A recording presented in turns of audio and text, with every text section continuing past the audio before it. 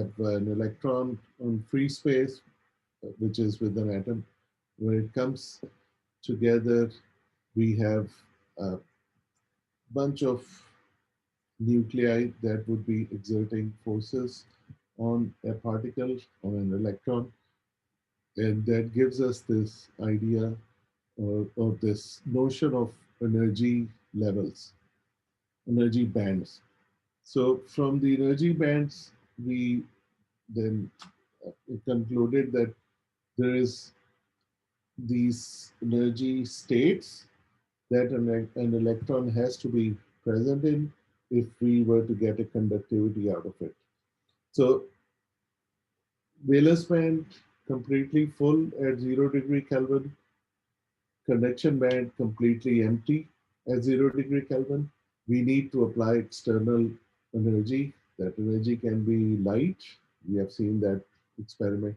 It can be heat, can be voltage, can be mechanical energy, but some form of energy has to go inside for electrons to jump into conduction band, and then it's available uh, for transportation. And when a charge transports, when a charge travels, we call that current.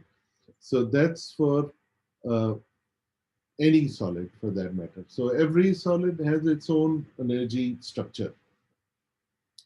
In that energy structure, how electrons are bound to one nuclei or how electrons are shared between different nuclei, covalent bond, ionic bond. So that defines the electrical characteristics of those materials. And hence, every solid has its own electrical conductivity.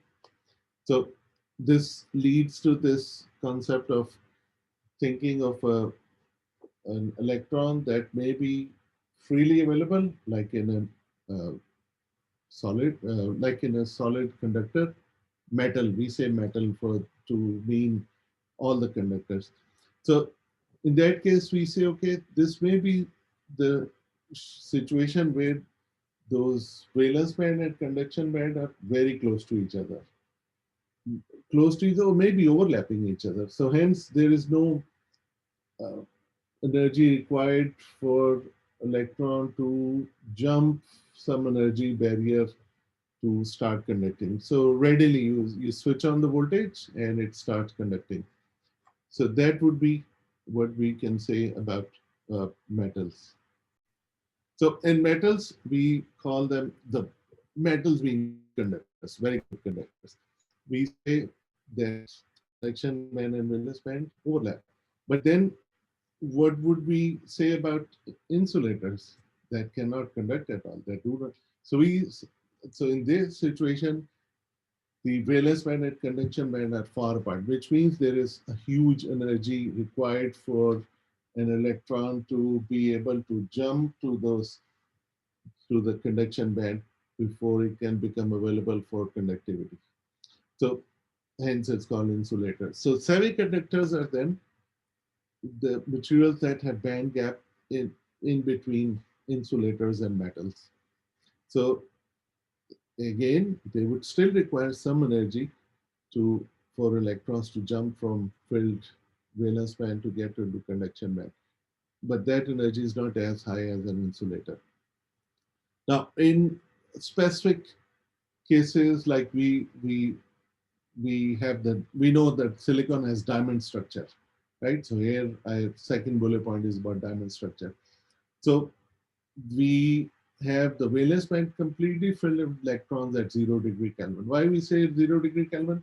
Okay, we are taking out the heat component. We say, okay, there is no excitation. There is no external energy being applied or supplied to this material. In this case, there is no transport in valence band as well because there are no free spots. It's all packed with electrons. The one electron cannot go anywhere. It's just stuck there. And and there are no empty states available for it to go.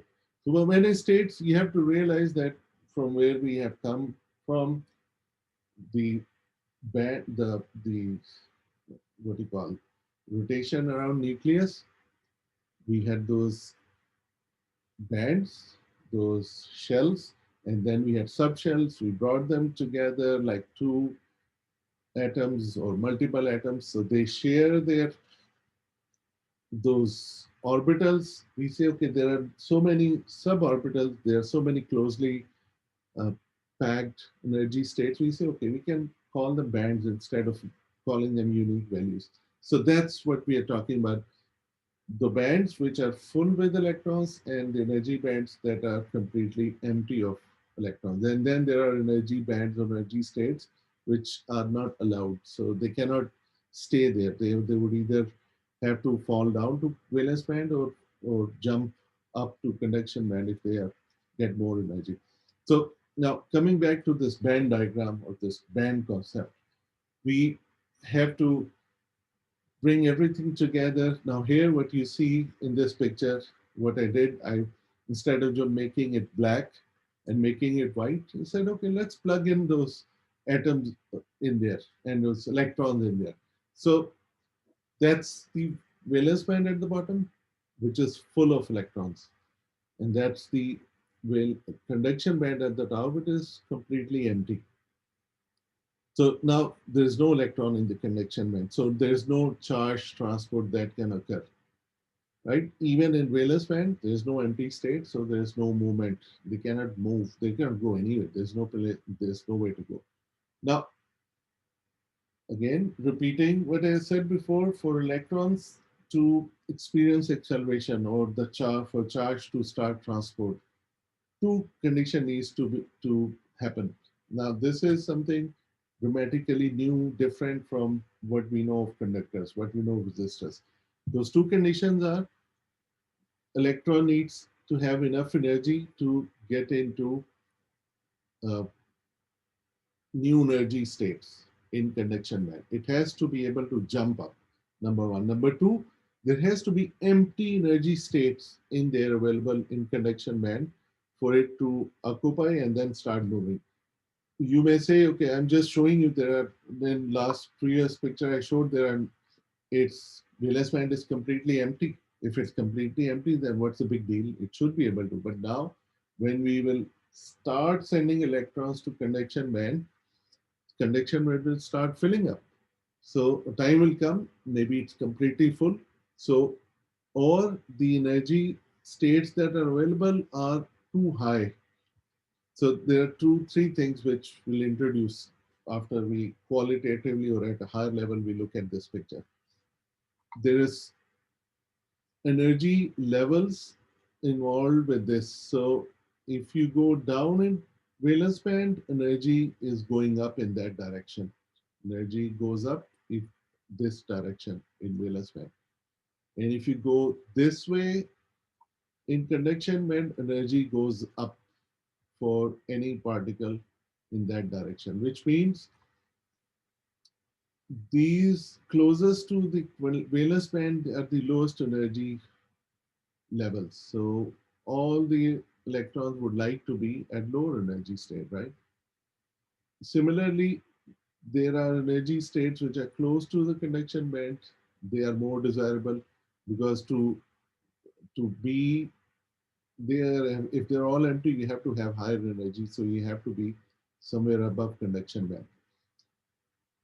So that's a couple of things. Number one, it has to be able to jump. And number two, there has to be those available energy states there.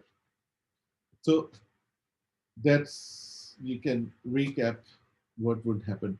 Now, at 0 degree Kelvin, hence the silicon is an insulator, perfect insulator. There's nothing that can, there's no travel, there's no movement. And we have to excite those electrons somehow from valence band to conduction band above the band gap for them to be available. Now, there is slightly another twist to it that when an electron is traveling, it comes across many atoms. So go back to our discussion from chapter 1, where we said, okay, this is three FCC, BCC structure, right? So if I were to have a cube and one electron in one cube on the one corner of the cube, it can go in every direction. But there are some atoms which are close to it and some atoms which may be far away from it. Let me let's see the example of room and cosmos. So,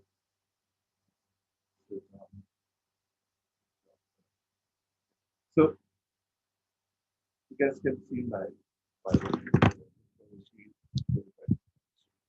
right? So we all suppose we all are sitting in a cube, right? That's one problem. And there is an atom in that corner. And then there is another atom on the other corner, and there's another atom on the other corner, right? And there's another atom in the lower corner. But we said they can be FCC, so they can be another atom in the middle of this bond. They can be another atom in the center of this one, right? With me so far, is right. Is it a funny example? Right, are you with us? I'm sorry, laughing. And you know, I see you laughing. Wait, so Professor, are you talking about me?